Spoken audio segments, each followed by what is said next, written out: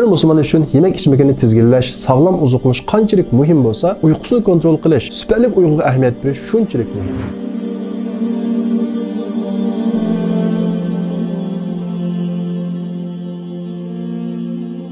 Chunki biz yemek içmekka ahamiyat bermasak, sog'lom oziqlanmasak, bizning tan salomatligimiz ziyonga uchursa, uyquning sifatiga ahamiyat bermasak, bizning mingimizning kuchi ojizlashadi. Nerimiz qalaymaqonlashadi. Buning ta'sirida kundalik xizmatimizning sifati tuvanlashadi. Ochiqlanmaydiganda ochiqlanamiz, chechilmaydiganda chechilamiz. Masalan, kichik bolalarning uyqusi qilib uyg'onmasa, voy uyqusi kelib qolsa, judulashib qoladi. Cho'nglarmi shunga o'xshash. Ya'ni uyqumuz sifatli bo'lmasa, bizning shu kunlik kayfiyatimiz nihoyatda nachar bo'ladi. Buning ziyoni o'zimizga va atrofimizdagi oilamizga hammasiga bo'ladi. Yana bir tarafi, uyqu bizning hayotimizning uchdan bir qismini egallaydi. Agar biz 60 yil umr ko'rsak, kunda 8 soat uxladik desak, bizning 20 yilimiz uyqu ichida o'tgan bo'ladi. Agar biz 8 soat emas, 7 soat uxlasak, ya'ni kunda 1 soat qisqartsak, biz 60 yil yashab 8 soat uxlagan odamdan 2,5 yilni tejab qolgan bo'lamiz. Ya'ni u odam 60 yil umr ko'rgan bo'lsa, biz 62,5 yil umr ko'rgan bo'lamiz. Agar 2 soat tejab qola olsakchi, ya'ni bir odam 60 yil umr ko'rdi, kunda 8 soat uxladi. Sizmi 60 yil umr ko'rdingiz, ammo kunda 6 soat uxladingiz. Bu vaqt siz 5 yil tejab qolgan bo'lasiz. Ya'ni u odam 60 yil umr ko'rgan bo'lsa, siz 65 yil umr ko'rgan bo'lasiz. 5 yil ichida nima ishlarni vujudga chiqarib bo'lmaydi? Demak,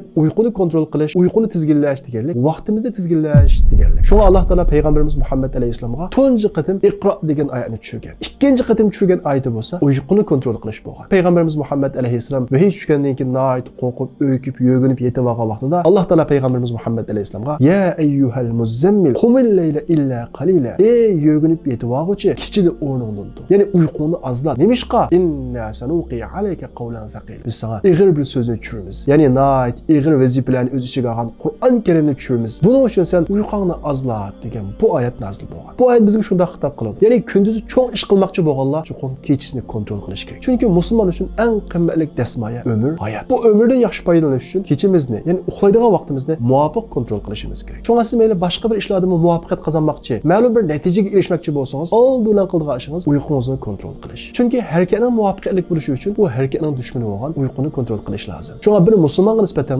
iymondan keyin tunji qiladigan ishi uyqusini kontrol qilish. Chunki iymon harakatga undaydi. Harakatning muvaffaqiyatli bo'lishi uchun uyqumuzni kontrol qilishimiz kerak. Undaqda bir odam kunda qancha soat uxlasa muvofiq, bir odamning kunda qancha soat uxlasa muvofiq bo'lganligi yashagan rayoni, yeshi, havosiga qarab farqli bo'ladi. Ammo normalda 6 soatdan eng ko'p bo'lgan vaqtda 7,5 soat va yoki yeshi bak uyg'onib ketgan bo'lsa 8 soatgacha bo'lgan uyqu bir odam uchun tamoman yetarli. O'tir yoshlar va yoshlarga nisbatan kunda 6 soat va yoki 6,5 soat uyqu tamoman yetarli. Bu ilmiy tadqiqotlarda isbotlangan. Balkim siz 6 soat uxlasam har do'qim chiqmaydi deb o'ylashingiz mumkin. Amaliyotda uyqu uchun vaqtning uzun bo'lishidan bakrak sifatli bo'lishi muhim. Ya'ni siz uyquning sifatiga ahamiyat bersangiz 8 soat uxlab ololmagan huzurni, rohatni 6 soat uxlab ola olishingiz mumkin. Shunga uyquning vaqtidan bakrak sifatiga ahamiyat berishimiz kerak. Biz oz uxlasakmi, sifatli uxlagan vaqtimizda shu kuni kayfiyatimiz, xizmat unumimiz nihoyat yuqori bo'ladi. Agar biz 8 soat emas, kunda 6 soat uxlasak, 8 soat uxlagan odamdan bir haftada 14 soatni tejab qolgan bo'lamiz. 14 soatni tejab qoldik degan gap, bir kun tejab qoldik degan gap. Ya'ni boshqalar uchun bir hafta 7 kun bo'lsa, 6 soat uxlagan siz uchun 8 kun bo'ladi. Agar Alloh taolo sizga 60 yil umr berib, siz u hayotning ichida faqat 6 soat vaqtni uyquga ajratgan bo'lsangiz, 8 soat uxlagan odam qaraganda 5 yil vaqtingizni tejab qolgan bo'lasiz. Shunga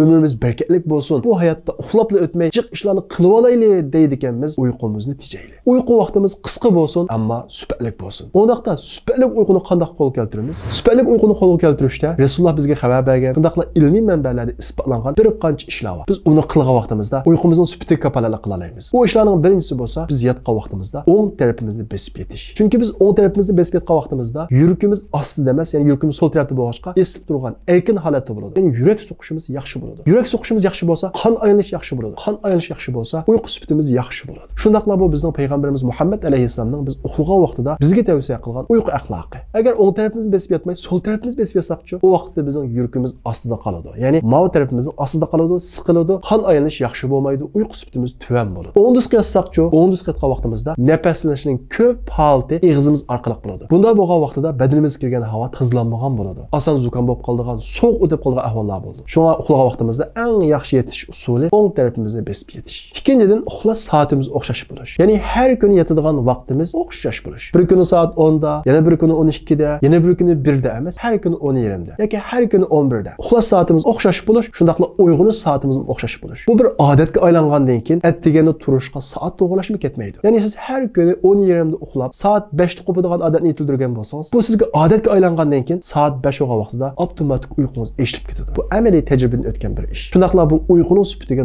ta'sir ko'rsatadi. Shu uxlaydigan vaqtingiz o'xshash bo'lsin. Uchinchisi, uxlagan uyning qorong'uligiga ahamiyat berish. Payg'ambarimiz Muhammad alayhisalom uxlagan vaqtinglarda atfiul masabih, chiroqlarni o'chirib o'tinglar degan. Buning hikmati bo'lsa, bugungi kunimizda isbotlangan ilm-fan qaragan vaqtimizda uyqu sifatimizning yaxshi bo'lishi. Undan boshqa hikmatlar ham bo'lishi mumkin. Ba'zi qarindoshlarimiz kechada qo'rqadi ekanmi, uyg'onib ketadi ekanmi deb tokni yondirib qo'yib uxlaydi. Bu bizning uyqu sifatimizni tushirib o'tadi. To'rtinchisi, uxlashdan eng az 2 soat burun tomoq yeyishni to'xtating. Ya'ni tomoq yegan bo'lsangiz, eng az 2 soatdan keyin uxlang. Chunki tomoq bilan uyqu birisi-birisiga nihoyat zich munosabatli. Tomoq yeb uxlagan vaqtimizda uyqu sifatimiz faqat yaxshi bo'lmaydi. Shundaqla bu tan salomatligimizga intayin ziyonli. 5-dan uxlashdan ilgari yotadigan yerimizni pokiz supurib, tozalab yetishimiz kerak. Bu Rasulullohning sunnati. Payg'ambarimiz Muhammad alayhisalom sizlar yetishdan ilgari yotadigan yerni supurib o'tinglar degan. Bunda qilmagan vaqtimizda kechada qor bosadigan, cho'chib uyg'onib ketadigan nurg'unlagan ishlar bo'ladi. Shuning uchun bo'libmi yemak ichmakning qoldiqlari, nonning o'qi o'xshash bunday narsalarni bo'lib qolishidan qattiq diqqat qilishimiz kerak. 6-si uxlashdan ilgari tahorat ilib, tahorat bilan uxlash. Dinsiz kishilik taraqqiyotchilarimiz uxlashdan ilgari 2 putni yuvib yetish uyqu sifatiga yaxshi ta'sir ko'rsatadi deydi. Bizning payg'ambarimiz Muhammad alayhisalom bo'lsa, uxlashdan ilgari tahorat ilishni bizga sunnat qilib o'rgatgan. Shunga uxlashdan ilgari tahorat ilib o'tish sunnat. Shundaqla bizning uyqu sifatimizga nihoyat yaxshi ta'sirlarni ko'rsatadi. Bu ilmiy tajribalarda isbotlangan bir ish. Yuqoridan boshqa biz daha foydalarini tushunib bo'lmagan, hikmatini tunib yetib bo'lmagan Rasulullohning bizga o'rgatgan uxlashdan ilgari biz qilishga tegishli bir qancha sunnatlar bor. Masalan, birinchisi uxlagan vaqtida o'tni o'chirib o'tish. Bugun kunimizdagi tilimiz bo'yicha aytgan vaqtimizda gazlarni taqib o'tish. Rasululloh buni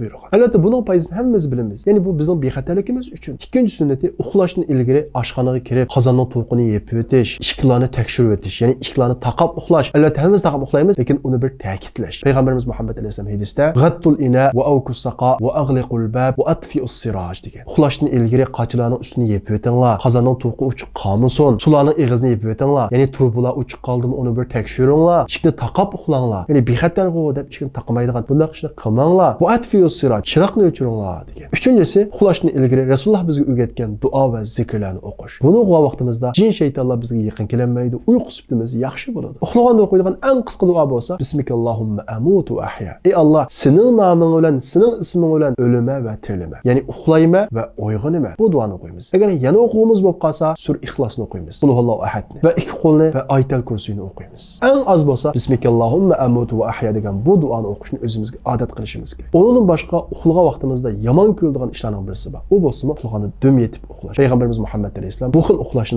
yomon ko'rganligini bizga eskartgan. Agar biz kechalari uxlagan vaqtimizda qarvesib cho'chib uyg'onib ketsak, Rasululloh bizga o'rgatgan tuandagi duoni o'qiymiz. A'udhu bi kalimatillahi tammah min ghadabihi va min sharri ibadihi va min hamazati shayton va ay yahdurun. Allohning g'azabidan va kishilarning yomonligidan Allohga sig'inib panohlik tilayman. Shaytonning vasvasalaridan panohlik tilayman va shaytonning menga yaqin kelishidan Allohga sig'inib panohlik tilayman degan bu duoni o'qiymiz. Agar biz uxlaganda yomon tushlarni ko'rib qolsak, sol tarafimizga 3 qatim tükürimiz va shundaqla bu tushni hech kimga aytmaymiz va Rasululloh o'rgatgani bo'yicha a'udhu billahi minash shaytonir rojim, a'udhu billahi minash shaytonir rojim, a'udhu billahi minash shaytonir rojim deb buni 3 qatim o'qiymiz. Va uxlash shaklimizni o'zgartirib boshqa bir shaklda uxlaymiz. Agar sizda uyqusizlik bir kasal bo'lib, uningga moddiy jihatda har xil dorilarni qilib saqlayolmagan bo'lsangiz, undaqda uning dorisi ma'naviy jihatda. Payg'ambarimiz Muhammad alayhisalomning qishig'a bir sahoba kelib, "Ey Rasululloh, menda uyqusizlik bor, kechira uxlay olmayman" dedi. Payg'ambarimiz Muhammad alayhisalom o sahobaga "Sen uxla vaqtida tuandagi duoni o'qigan" deb buni duoni o'rgat. Allohumma robbis samawati sab'i va ma adallat va robbul ardin va ma aqallat va robbush shayatin va ma adallat kulli jaran min sharri khalqik kullihim jami'a ay yafruta alayya ahadun minhum aw ay yabgha azza jaruk wa jalla thana'uk wa la ilaha ghayruk va la ilaha illa ant. Yatqat osmonning va yatqat osmon soy tashlagan bütün narsalarning, qatmuqat zaminning va zamin ko'tarib turgan bütün narsalarning, barliq jin shaytonlarning va shaytonlar yo'lidan chiqqan hamma narsaning parvardigori Alloh meni o'zing himoya qilgin. Barliq maxluqlaringdan birasining menga yomonlik qilishidan yoki zulm qilishidan meni saqlagin. Ey Robbim, sening panohliging buyukdir, madihan kattadir. Sendan boshqa hech iloh yo'qdir. Sendan boshqa ma'bud yo'qdir. bu duani o'qishni o'zimizga odat qilamiz.